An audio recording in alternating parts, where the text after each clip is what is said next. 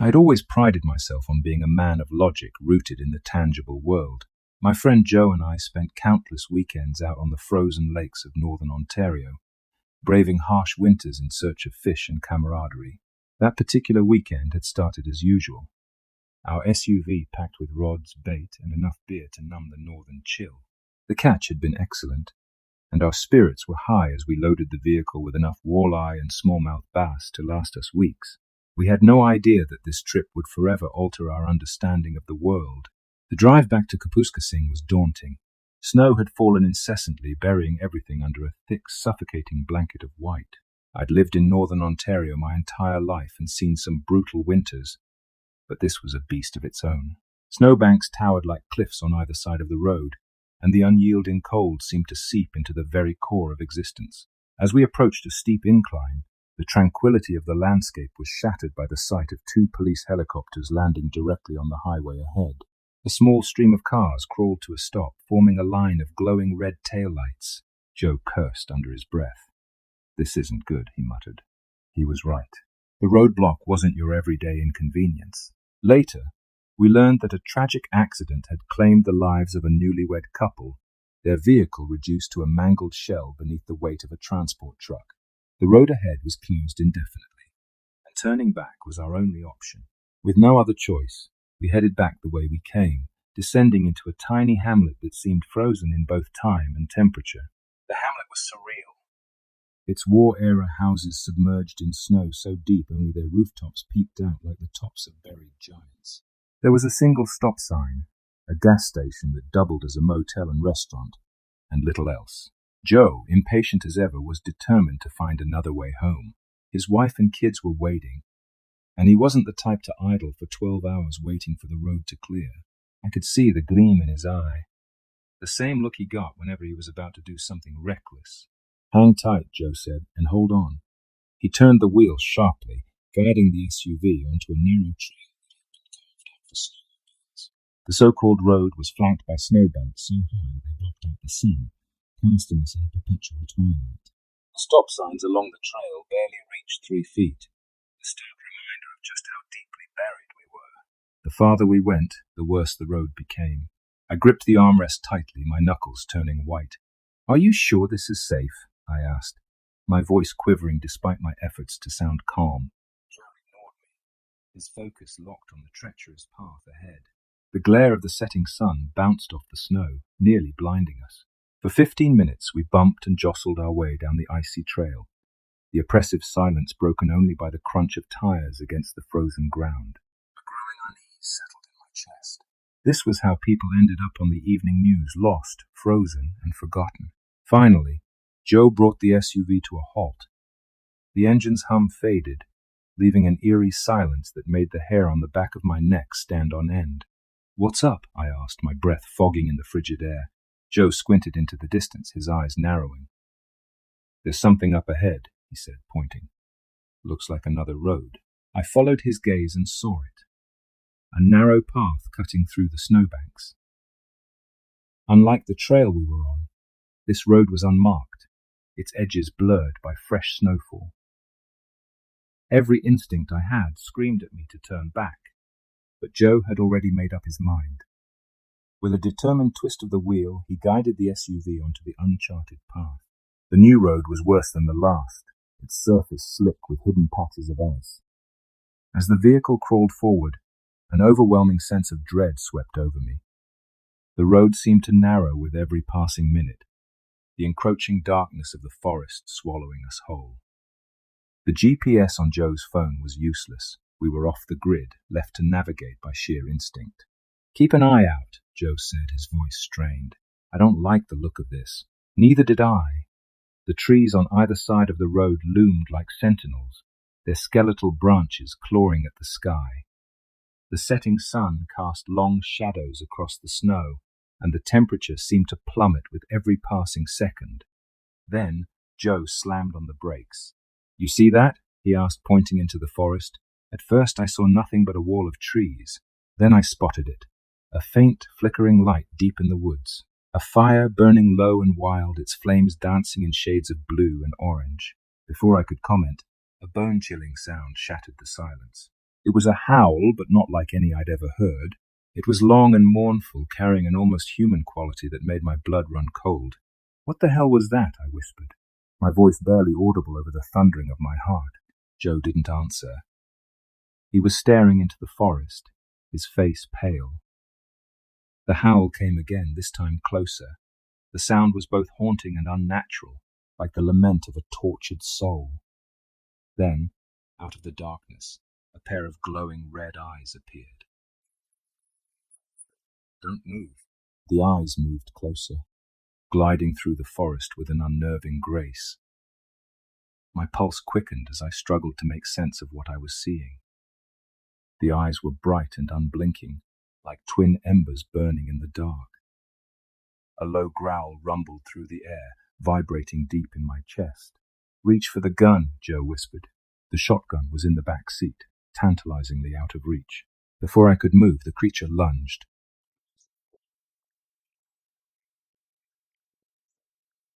Joe and I screamed in unison, the sound echoing through the forest. The thing was enormous, its wolf-like features twisted in a grotesque snarl. It stood on two legs, its gangly arms ending in claws that gleamed like daggers. Saliva dripped from its gaping maw, its yellowed teeth bared in a predatory grin. "Dog man," Joe muttered, his voice trembling. "I don't believe it." The creature let out a blood-curdling roar, its breath steaming in the frigid air. Joe slammed his foot on the gas, but the tires spun helplessly on the ice. The beast pounded on the windshield, its claws shattering the glass into 1,000 glittering shards. I barely had time to shield my face before it turned its attention to the passenger door, its claws tearing through metal as if it were paper. The dogman's glowing red eyes locked onto mine, and I was paralyzed with fear.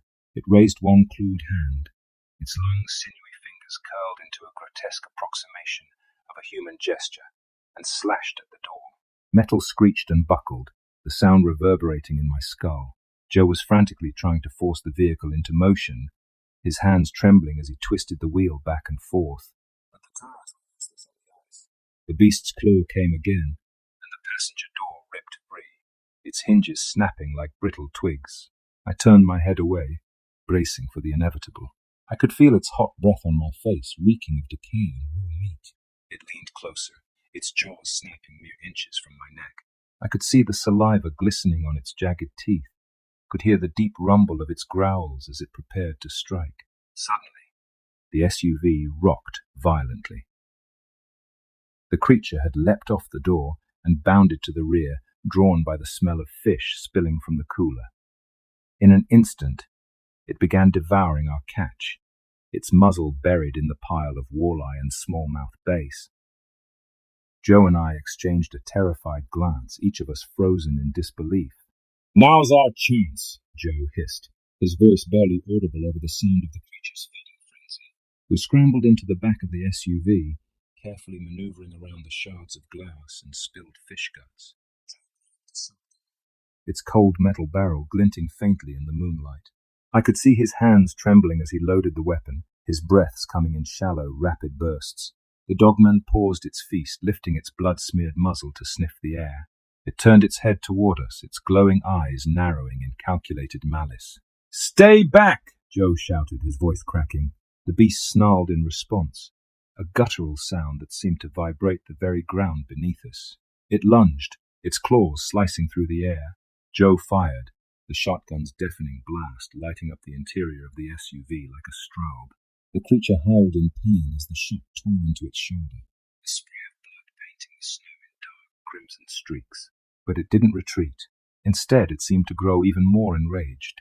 Joe fired again, this time hitting the beast square in the chest. The impact sent it staggering backward, but it recovered almost immediately, its snarls turning into an ear-piercing roar. Blood dripped from its wounds, steaming as it hit the frozen ground. For a moment I thought it was over, that the dogman would collapse and die. But it didn't. Instead, it lunged forward once more, faster and angrier than before. Just when I thought we were finished, another shot rang out. This one didn't come from Joe's gun. A figure emerged from the darkness, a tall man with a weathered face and fiery red hair. He carried a sniper rifle, its barrel still smoking from the recent shot. The dogman froze, its glowing eyes fixed on the stranger. The man fired again, and this time the bullet struck the creature's flank, sending it howling into the woods. "Get out of the car," the man barked, his voice carrying an authority that left no room for argument. Joe and I didn't hesitate. We stumbled out into the freezing night, the bitter wind biting at our exposed skin. The man motioned for us to follow him to a nearby Volkswagen microbus, its engine rumbling softly. Inside, the vehicle was a bizarre arsenal of weapons and equipment. There were rifles, knives, and even a crossbow mounted on the walls, each piece meticulously maintained. The man introduced himself as Patrick, a self-proclaimed dogman hunter. He explained that he had been tracking this particular creature for weeks, following its trail of mutilated animals and eerie howls. According to Patrick, the dogman was a cunning predator, capable of outsmarting even the most experienced hunters. "You're lucky to be alive," he said, his piercing gaze fixed on me. "Most people don't walk away from an encounter like that." Patrick drove us to his secluded cabin, a small but sturdy structure nestled deep in the woods. The interior was surprisingly cozy, with a roaring fire in the hearth and a collection of old hunting trophies adorning the walls. He offered us steaming mugs of coffee, which we accepted gratefully, our hands still shaking from the ordeal. Over the next several hours, Patrick regaled us with tales of his hunts. He claimed to have encountered dogmen multiple times, even wounding a few, but he admitted that he had never managed to kill one. "They're fast," he explained, "and smart, smarter than any animal has a right to be. Killing one is no easy task." Joe listened intently, his fascination with the dogman growing by the minute. I, on the other hand, felt a deep sense of unease. The last thing I wanted was to cross paths with that creature, or any other like it ever again. Yet despite my reservations, I couldn't shake the feeling that this was only the beginning of something much larger. The next morning, Patrick drove us back to the SUV. The sight that greeted us was both shocking and disheartening. The vehicle was completely destroyed, its doors ripped off, its interior gutted. Blood and fur littered the snow around it, evidence of the previous night's chaos. It was clear that the dogman had returned after we'd fled, its rage unleashed on the helpless vehicle. "This isn't right," Patrick muttered, his eyes scanning the surrounding forest. "It's never been this aggressive before." We searched the area for tracks, but a fresh layer of snow had fallen overnight, erasing any evidence of the creature's movements. Defeated, we climbed into Patrick's microbus and began the long drive back to town. Joe and I were silent, each lost in our thoughts. The events of the past 24 hours had shaken us to our core. As we parted ways with Patrick, he handed Joe a business card. "If you ever want to hunt it down, let me know," he said. "These things don't belong in our world." Joe nodded, a glint of determination in his eyes. I felt a pang of dread. The idea of hunting a dogman was madness, pure and simple. But Joe had never been one to back down from a challenge. In the weeks that followed, the memory of the encounter haunted me. Every time I closed my eyes, I saw those glowing red eyes, felt the hot breath of the beast on my face. Joe, however, seemed energized by the experience. He spoke often of forming a team, of joining Patrick in his quest to rid the wilderness of these creatures. I couldn't understand his enthusiasm. Some roads are best left untraveled, especially in the frozen wilderness of northern Ontario, where the unknown lurks just beyond the edge of the forest. The town of Blackfeather was no stranger to the occasional disappearance. People wandered into the forest and simply didn't return. Most of the time it was drifters or the careless, their fates sealed by the sheer unforgiving wilderness. But this time was different. 2 townsfolk people we knew, people with homes and families, vanished within a single week. It was more a collection of parts than a person, the remains savaged beyond recognition. Even the coroner, a grizzled man who'd seen it all, could only shake his head, too horrified to guess which of the missing it might be. The second person hadn't been found. But with the growing number of reports, those half-human, half-wolf screams echoing from the forest, it was clear we weren't going to find them alive. Whatever had taken them wasn't finished. Sinclair, our self-proclaimed local expert on the arcane and monstrous, was quick to proclaim that it was the work of a lycanthrope or some other nightmarish predator. I wasn't sure what to believe, but Sinclair had clout in this town, and his whispers reached command. Orders came swiftly, bypassing debate. 3 ranger teams were to take up arms and head into the forest at dawn. We were to flush the creature out and end its reign of terror. Capture was preferred. Termination was permitted. The plan was as follows. The night crawlers, my squad, would take the western flank of the valley. The headless men would hold the eastern side, and the Ironside's heavy hitters, armed with enough firepower to raise a small town, would barrel up the center. But in my gut, I knew it wouldn't be that simple. The night before our departure, Sinclair sent a lavish meal to the ranger barracks. I couldn't bring myself to enjoy it. The heavy weight of the mission crushed any semblance of camaraderie that usually accompanied such gestures. As I lay in my bunk that night, staring at the ceiling, I couldn't shake the feeling that we were walking into something far worse than we could handle.